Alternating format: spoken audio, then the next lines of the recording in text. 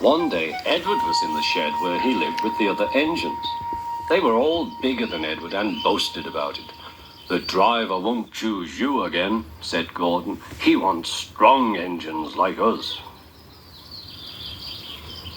But the driver and fireman felt sorry for Edward. "Would you like to come out today?" "Oh, yes, please," said Edward. So they lit his fire, made lots of steam, and Edward puffed away. The other engines were very cross at being left behind.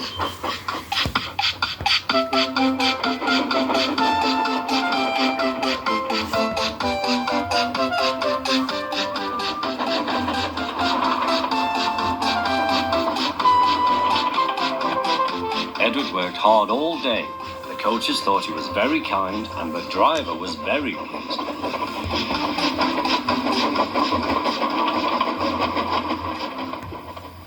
"I'm going out again tomorrow," Edward told the other engines that night.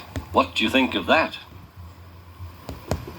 But he didn't hear what they thought, for he was so tired and happy that he fell asleep at once. Next morning, Edward woke up to find nothing had changed. Gordon was still boasting. "You watch me, little Edward, as I rush through with the express. That will be a splendid sight for you. Goodbye, little Edward. Look out for me this afternoon."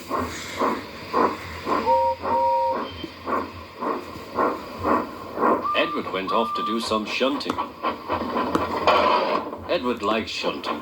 It was fun playing with trucks. He would come up quietly and give them a push. Then he would stop and the silly trucks would go bump into each other. "Oh!" they cried. "Whatever is happening?"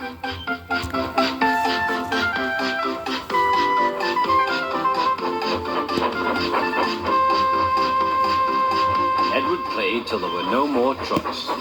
Then he stopped to rest. Presently he heard a whistle. Gordon was very cross. Instead of nice shining coaches, he was pulling a lot of very dirty trucks.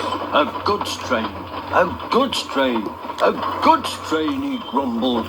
"The shame of it, the shame of it, oh, the shame of it." Edward laughed and went to find some more trucks.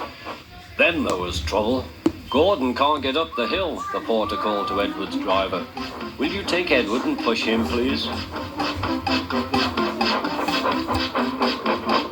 They found Gordon halfway up and very cross. His driver and fireman were talking to him severely. "You're not trying." "I can't do it," said Gordon. "The noisy trucks hold an engine back so." Edward's driver came up. "We've come to push." "No use at all," said Gordon. "You wait and see," replied Edward's driver. They brought the train back to the bottom of the hill.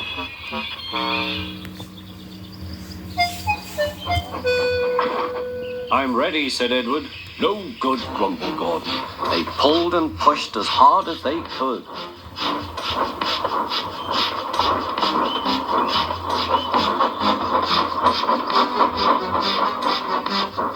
"I can't do it, I can't do it, I can't do it," puffed Gordon. "I will do it, I will do it, I will do it," puffed Edward. Edward pushed and puffed and puffed and pushed as hard as ever he could. And almost before he realized it, Gordon found himself at the top of the hill. "I've done it, I've done it, I've done it," he said proudly. He forgot all about Edward and didn't wait to say thank you. Edward was left out of breath and far behind. He ran on to the next station, and there he found that the driver and fireman were very pleased with him. The fireman gave him a nice long drink, and the driver said, "I'll get out my paint tomorrow and give you a beautiful coat of blue with red stripes. Then you'll be the smartest engine in the shed."